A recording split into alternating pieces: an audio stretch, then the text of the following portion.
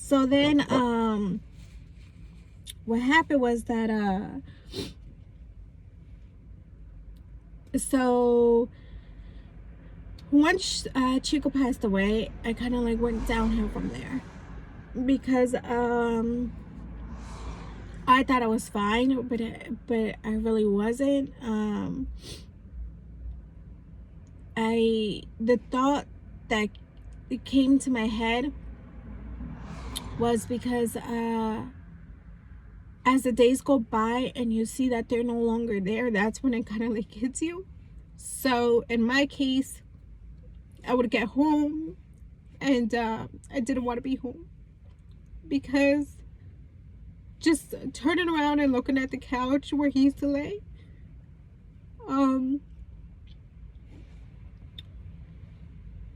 it was probably the hardest thing, or not hearing his barks, or Lenny and him just like, play fighting, or that's when it like hit me all, So this thought started getting in my head, and I couldn't take it out as much as I wanted to, like, stop thinking the way I was thinking. So I'm very close to my mom and dad. I call them every day. I text them every day. I see them every day. And this thought started getting in my head, like, oh my God, what am I gonna do the day that my mom and dad die? And how am I gonna feel? Is this the way I'm gonna feel when I walk in their house and my mom is in the kitchen, or my dad isn't there? And it's a thought that started consuming me. And even though it's like they're perfectly healthy and all, it's a thought that I just couldn't get out of my head. And we would get together and do like family events and all, but I was there, but I really wasn't there, because I wasn't enjoying the moment, because all I thought about was like, what am I gonna do? What am I gonna say to Lenny? Like, Lenny is very close to my mom and dad, and just till this day, Lenny asks for Chico. So it's like hard when you're trying to grieve and not want to remember it, but it's like, obviously Lenny's young, he doesn't understand, so he'll ask here and there for Chico, and he'll say he misses him, and so that thought consumed me every day for a month and a half. And my mom and dad could, like, they were telling me, they're like, no, like, we're here, like, don't worry, like. And then I'm like, it's because I don't know what to do without you guys. Like, I'm 29 years old, and I formed my family and all, but I was like, anytime I need advice, I could go to my mom and dad. And I was like, what's gonna happen the day that I need advice and you guys aren't there? Or just hearing your voice, or echando relajo, it's like, it was so bad to the point that I fell in such a deep depression. All I did was cry. I didn't want to get out of bed. And I felt like such a shitty ass mom, because I was so messed up in my head at that moment that I felt like I didn't give Lenny the attention he needed, because I could barely take care of myself. I was all over the place. So what happened was that it was a Sunday. I think it was October 17, 16, something like that. And I just didn't want to do anything. I was crying. I didn't want to get out of bed. I felt the only time that I was relaxed was when I was sleeping, because I just didn't, like, obviously you're sleeping, so you're not feeling any of your emotions. So then that Saturday prior, we got together as a family with my mom and dad and everything, but no one can talk to me, because if you were talking to me, I would start crying. And everybody was looking at me like, what the hell is wrong with her? Like, why is she crying? Like, all I said was hi. Like, And so that Sunday, it was like around 2 in the afternoon, and I still didn't want to get out of bed. And my mom and dad were calling me, but I was so like into like what I was feeling, that I was like, no, like, I don't want to worry them. I don't want to, like, I just didn't answer the phone. So they kind of already knew I was feeling a certain way, and I had that thought in my head where I was like, oh, like everyone's gonna die. Obviously everyone's gonna die, but I was in denial to accept the fact that everyone's going to die. And I was like, is it gonna be like, am I gonna be feeling like this all the time? Like, I'm like, I can't do it. Like, I was like, it was a thought that I'm like, oh my God, like, how do people get through this? Like, it's so hard for me to get through it. So what ended up happening was that my husband and my parents ended up taking me to Jersey Shore, the emergency room. But they thought that, as well as we thought that there was just going to be someone that's going to talk to me and tell me everything's going to be okay and not to worry, and that, like, it's going to get better. Like, I didn't know what was going to happen. If I knew, and my parents knew what was really going to happen once I ended up there, I guarantee you we would not have gone, because that's not what I needed at the time. I needed someone to talk to me. I needed someone to assure me everything was going to be okay, and I didn't get that. So we get there, and then they're asking me, the basics, like why I'm there, and then I'm telling them. And then she was like, do you feel suicidal? And I'm like, yeah, but I said it in a way that, like, anyone. At that point, I just wanted my heart to not be in the pain it was. That I was like, I just want all this to end. Like, at that point, I was like, I just don't want to be here. And I didn't think about the people I was hurting, because I was being selfish in a way where I was just thinking about what my heart felt and what my mind was telling me. So I think anyone would feel like that. Anyone would be like, okay, I just want all this to stop, because you lose all hope and faith. And at that time, I stopped praying for months. So at that time, I was like so far away from God, and I felt so alone, even though I'm surrounded by so many people. And I told them that I just wanted it all to stop, And they asked me if you had to tell me what way you would hurt yourself, what would it be? And I was like, probably the easiest way to me would be to just swallow pills. At the end of the day, you swallow them and you overdose, and it's like, I don't think you feel anything, because you're so dozed off to the point that it's like you just fell asleep.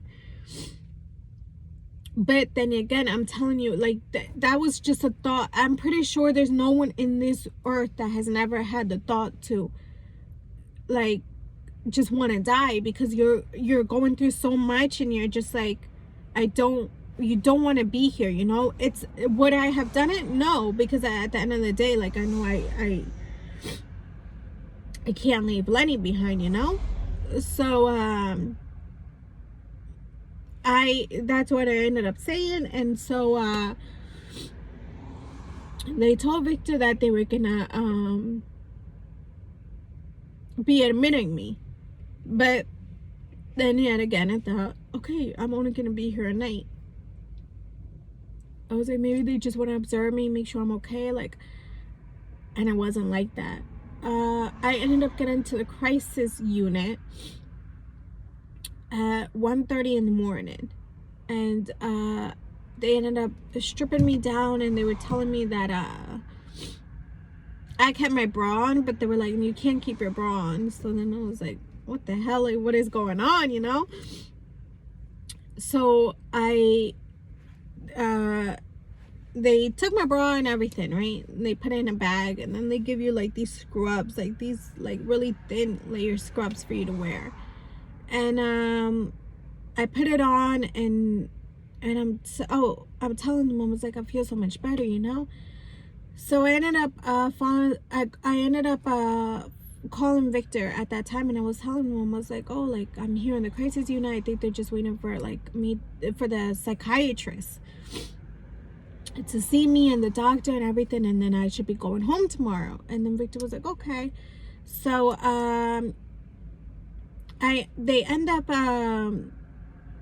coming in, like one of the people there that like check on you or whatever, and she's like, hi Madeline, like I just want to talk to you, make sure like what's going on. And I'm like, oh, like this and this. And I was like, I think I just needed to like cry it out. I was like, because I feel so much better, you know, after like crying it out. I was like, I was like, I'm ready to go home. And then she was like, oh yeah, no, like that's not an option. And then I was like, what do you mean it's not an option? Like, I'm fine. Like, she was like, no, like, so we take things like this very serious and all this, like, you're obviously not in a right state of mind, you're in a very deep depression, and that's how it is. Like, your mind is like tricking you in a way to making you say things or do things that you normally wouldn't do. Or like, she was like, you're in a state where it's like right now you're saying you're okay, but then you're gonna go home and it's not gonna be okay, and it's like, you know. And so I was like, no, like, I was like, I just needed someone to talk to, like, and let it out. I was like, I need to talk to whoever's gonna release me. And she was like, okay, like, I'm gonna tell the psychiatrist and the doctor, but most likely you're not going to be able to leave. She was like, you need to sign this paper. And I was like, what is this paper? And she was like, it's your admission. She was like, it's either you voluntarily admit yourself, or if you don't, and it's non-voluntarily, she was like, you could stay from 2 to 3 weeks, but if you sign, you stay to 3 to 5 days. And I was like, I literally, like, oh my goodness, literally started bursting in tears. I was like, you don't understand, lady. I was like, I have a 3-year-old son at home. I was like, I need to get home. My husband works. Like, I'm the only one who cares for my son when I'm home. And when I'm working, like, my mom cares for my son. I was like, you don't understand. Like, I was at that point, I was like, I can't, like, are you kidding me? I was like, I've never been away from my son, and right now you're telling me I don't have a choice, and I'm gonna be here 3 to 5 days. Like, are you crazy? And I didn't know the weekends don't count. So if you're a minute in the weekends, it doesn't count as progress towards your release dates. And then I'm like, no, like, I need to get out. Like, you don't understand. And she was like, I'm sorry, like, that's not up to me anymore. Like, you're gonna have to speak to a doctor and whatever he decides. And she was like, please just sign the paper. And I'm like, I'm not signing the paper. And then she's like, okay. So by that time it was like 2 a.m. I ended up falling asleep because I was just so tired from like crying and everything. And the doctor comes in, and mind you, it's not even a fucking person like you're looking at, it's a computer.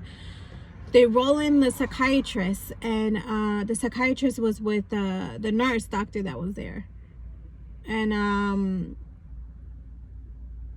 I mean, not the doctor, the nurse. So the nurse rolled him in, And then he was asking me what's going on, and I'm telling him, I'm like, I'm fine. Like, I just needed to cry it out. I was like, I need to go home, like, you know? And he's like, oh no. He was like, you don't have a choice now. He was like, either you sign the paper or I admit you, and it's gonna take longer because I need to see that your progress is good. And I'm like, and I start crying. I'm like, I don't want to be here. Like, I can't be here. Like, you don't understand. So at that point, if you, like, I'm thinking, if you see a patient that's in a deep depression, whatever, you're making it worse by closing them in an area where it's like you're gonna go crazy, you know? So you're already going through all this anxiety, all these panic attacks, and then it's like, okay, well, let's lock you up, and you don't have a window to look out through. You don't. So the whole time I have a camera in my room watching everything I do. When you want to go to the bathroom, there's no door handle, so anyone could just walk in. You're stuck with females and male, like grown people, young people, you know? It's not like you're stuck with people that have the same issue as you. So I literally started bawling, crying, and I'm like, no, like, you don't understand. Like, I need to get home. And I was like, if you want, I can literally walk home. I live right across the street. And he was like, no, like. So then the nurse was like, I suggest you sign the paper, because if you don't sign it within a minute, like, he's gonna admit you involuntarily, and that stays on your permanent record. So anytime you apply for a job, they're gonna know that you were admitted. And he was like, and it's worse because you're not gonna be in this hospital. They're gonna send you to either Monmouth Medical or Riverview. And he was like, and there it's like bad, like bad. He was like, at least the nurses and everything here, they're nice and they treat you a little bit better. And so I was like, okay, I'll sign it. So then I ended up signing the paper, thinking that they guarantee me to be out in 3 days. So I was like, okay, by that time it's already Monday. I was like, I'll be out by Wednesday. And then it didn't turn out to be like that. So then at that time I ended up having a panic attack, and I called my dad and Victor, and I'm like crying. I'm like, I can't, like, they locked me up. They're telling me I don't have a choice, this and that. And by that time, Victor and my dad couldn't do anything because they don't allow them to, like, just come and pick me up, you know?